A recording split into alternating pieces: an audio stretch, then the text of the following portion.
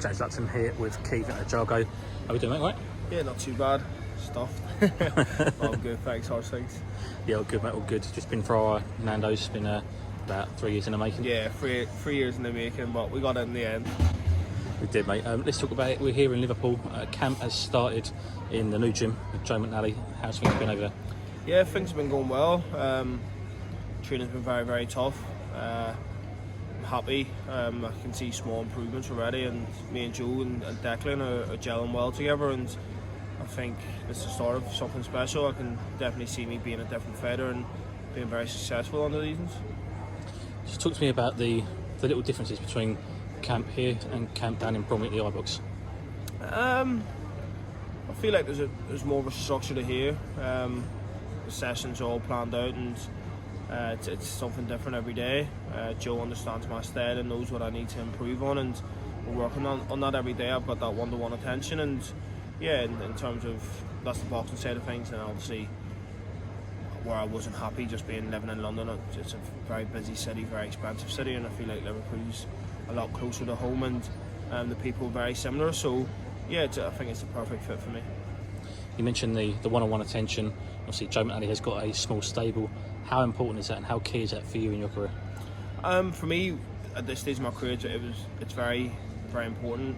It's something that I felt like I needed. That's why I kind of made the change. One of the reasons why I made the change anyway. And I'm at a stage now where I need that one-to-one attention. I need to be improving. I need to be correcting on the small things that I'm doing wrong, the small details. So Joe's doing that, and Declan's doing that, and it's very important for my progress. Obviously, he's already got Liam Smith and JJ Metcalf both at your weight division, and both successful under Joe McNally. So how much faith does that put into Joe for you, seeing the success he's had at your weight class already? Yeah, I mean, it puts a lot of faith in Joe and Declan. I feel like I watched the JJ versus the Roger fight, and it really caught my eye because I had seen the improvements in JJ, and obviously I've been watching Liam and his progress under Joe. Whenever I was making the change and Joe was being talked about coming up to train with him, I'd watched the progress from Liam under Joe, and yeah, I feel like there are two fighters obviously at the back end of their career, and they're improving a lot under Joe. Whenever it's very hard to do so when you've been used to a certain style for a very long time, and I'm still very young, so I'm a fighter that adopts to certain sessions or certain styles or whatever it may be very quickly. I learn very quickly, and I'm willing to learn, so I feel like it won't be very long till I'm the complete fighter. We recently saw his stablemate Liam Smith in the ring. A bit of a bizarre ending with his opponent. Just talk to me, what was it like from ringside? Yeah, a bit bizarre. I felt sorry for Liam because he didn't get the finish that he deserved. He trained hard during the camp, and watching him sparring and everything, he was looking very, very good. So I know he wanted to go out there and put on a world-class performance in his home city, and he was kind of denied that. So yeah, it was a strange finish, but listen, all that matters is that he got the win, do you know what I mean? Now, camp has started for yourself. You did put on Instagram fight date coming soon, so that I'm assuming that is in the next couple of months. How much are you looking forward to this fight and your first fight under Joe? I'm super, super excited. I can't wait just to fight again, first and foremost. I want to go out and put a big performance on, and I just feel like for one reason or another I haven't been given the performances that I know that are up to my standard, and I'm not going to make any excuses, but I feel like now a happy fighter is a dangerous fighter, and now that I'm in that mindset, and I've made the adjustments. If you look at it over the last year, I've made a lot of changes to my team. I've changed my promotion, I've changed my manager, and now I've changed my coaching. I'm not somebody that will settle for average. I'm not somebody that I know what I give to this sport and how good I am, and how good I can be, and I'm chasing perfection. I'm chasing them 1% every day, and I feel like this next performance under Joe is going to be special. I have confidence in Joe in my corner, him and Declan, and I know that they will get the game plan, or they'll get me in tip-top shape, or whatever it may be, to beat this next opponent. I want to talk about last night, the UFC. You put on Twitter earlier today He was shocked and disgusted at the treatment of Johnny Walker and John Kavanagh. He had won his fight, first round submission, and was quickly kicked out of the arena. Wasn't allowed to stay. He hadn't even got changed. Talk to me a quick reaction on that. Crazy. Makes no sense. Johnny Walker's a fighter who's just fought. He's making your promotional good money. Do you know what I mean? Putting his life on the line for your entertainment, for your business. You've kicked him out of the stadium without even letting him get changed. It's bizarre. It makes no sense to me. That was me. I'd have stuck it straight on Dana White. I'd punch his head in. And talking of the UFC, obviously Diaz got the win. He then came out afterwards and hinted at a change of sport. Obviously Jake Paul's been saying his name. Do you think he'd come over to boxing for Jake Paul? I mean, if it makes money, it makes sense, and doesn't it? I'd like to see Diaz just retire. He's been in some wars, and I was glad to see him get a good win last night, but I'd like to see him retire. It's a bizarre one, but yeah, I mean, if he comes over, he deserves maybe a mega payday for what he's given to combat sport, and yeah, I don't know, it's a tough one, but I'd like to see him retire. But if he does come over, you know, and if it makes money, it makes sense. But if he's looking to knock, I'll move up to 170 and show him a thing or two. As he said, he's coming into this different sports to show different things and rule them. I'll move up to 170 and slap his head in. Talking to Jake Paul, Anderson Silva, October 29th, I think it is, confirmed for. What do you make of that fight? Is that the first real fight for Jake Paul? No. Why? It's a step up to what he's been fighting, but it's not a boxer. And people are going to say he's 3-on-1 record. 3-on-1 record. He beat Chavez. Chavez is a joke of a fighter. Do you know what I mean? In terms of towards the end of his career,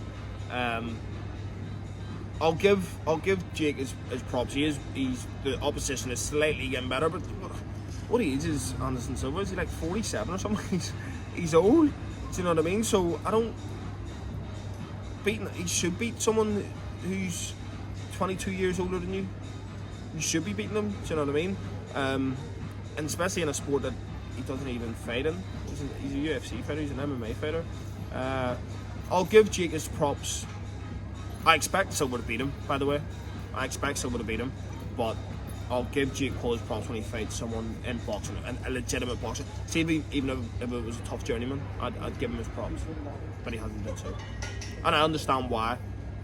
It makes money, it makes sense. No one's going to want to see him fight a nobody, a journeyman. That's why the Tommy Fury fight makes sense, because he's got that kind of stardom status, and it's journeyman doesn't. But if you're serious about boxing, and you're serious about fighting and doing something in the sport of boxing over than making money, fight someone legitimate. You mentioned Tommy Fury. Who wins that? Tommy Fury, Jake Paul? Put me on the spot there. I'd like to think Tommy Fury. But what's Tommy doing? Do you know, Tommy fought somebody who was 11-0 in his last fight, and he boxed well, or 11-1 or something like that, and he boxed well. So I would go with Tommy Fury. Because Tommy's been under the radar for the last while and he's gone quiet and whatever else, I would definitely take Tommy Fury. Now to some real boxing. Tyson Fury, Anthony Joshua. Does it happen? Does it happen next? If it does, who wins? Does it happen? No. I think Fury is the master of playing games, and it's become born. Retiring, he's back, he's fighting, he's in MMA, or he's gonna do MMA. He's gonna fight Francis Ngannou. Then he's coming back and he's gonna fight Usyk at middleweight. Then he's retired again. And then he's going into wrestling and slapping wrestlers. Like, get serious. What are you doing? Do you know what I mean? Stop playing games. But does it happen? No. If it does happen, I would have to say Fury wins. I'm a fan of both of them, and I always thought a couple of years back that AJ would have won. But I'd say Fury now, just the momentum, and AJ would need to get his confidence back before going into that fight. It looks more likely that Fury fights Cha in December, and AJ fights Zhang around December time as well in China, starting off a world tour. Does that make more sense for both of them, or just for AJ? Manu Cha, is it? Manu What's Cha. his record? Shit. Who did he fight who did last fight? I mean, who's and Fury's calling himself the best. Do you know what I mean? Go and fight Usyk.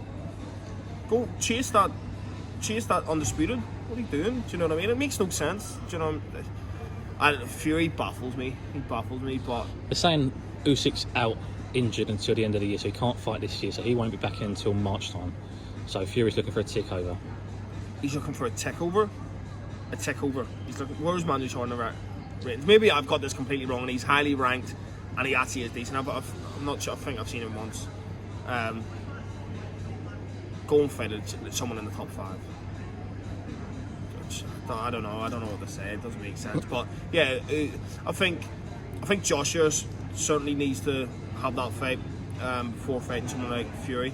I think Joshua needs to get a good 1 or 2 wins under his belt and get a bit of confidence back, and then make that fight happen. I would like to see Fury fight someone legitimate. But who am I? I'm just a fighter, do you know what I mean, with an opinion. I'm not no matchmaker or promoter. And the last question, there's a lot of talk, a lot of speculation that it is going to be done. Terence Crawford, Errol Spence Jr., probably one of, if not the biggest fight out there and one of the best matches to be made. Who wins that and why? Probably some tough questions. I'm a fan of both, but I'm really a fan of Spence and his style of fighting. And I think Spence. I'm going to stick with my guns. I'm not going to be swayed differently. Do you know what? That fight is who gets the tactics right on the night and who wants it more on the night. Who's a smarter man? Who's a stronger, faster, fitter? Who's got the full package on the night? Who can overcome adversity? Maybe get dropped and get up and win. It's one of them fights that will go down in history as a great fight. But it's one of them fights that who gets the game plan right on the night. Caoimhin, thank you for your time as always. Pleasure.